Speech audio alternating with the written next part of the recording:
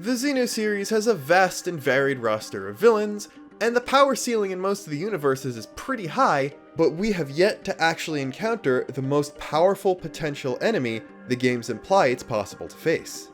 Big spoilers for Xenogears, Xeno Saga, and Xenoblade Chronicles 2 ahead. If you know those three games, you know the Zohar, and you know how powerful that is.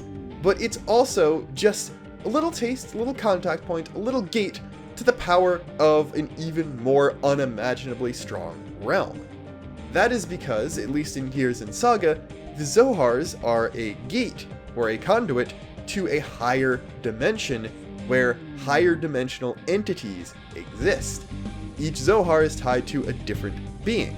There's the wave existence from Gears, and Udu from Saga, who are basically the same type of existence, but they do seem to be separate individuals. We have no idea if the conduit in Xenoblade 2 is tied to another existence in a higher dimension, but the way Klaus talks about his state being a punishment from on high, I wouldn't be surprised if it was. The common theme going around here, though, is that all of these extremely powerful entities are very hands-off.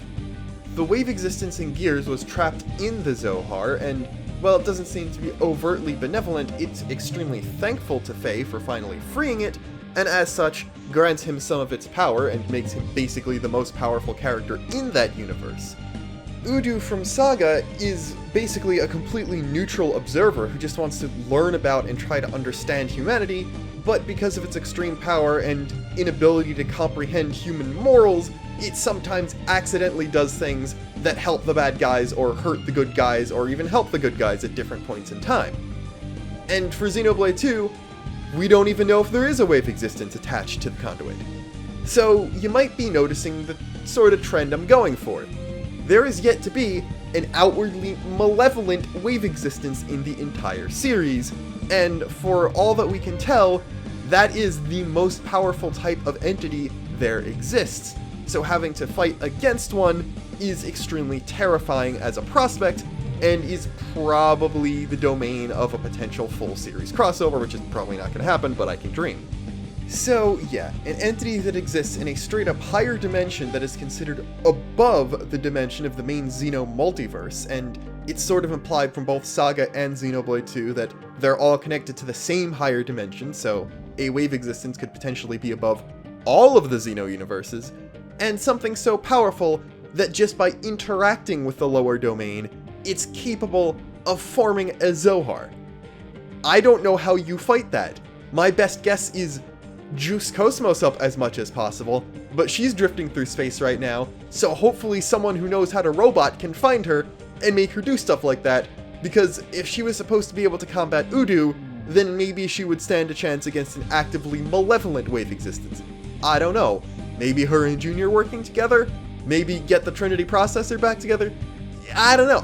There's no real way where the characters with the abilities they have now at the end of their respective games could actually do a whole lot to something like this, but it's certainly interesting to think about because, well, it's interesting to think about. I don't know.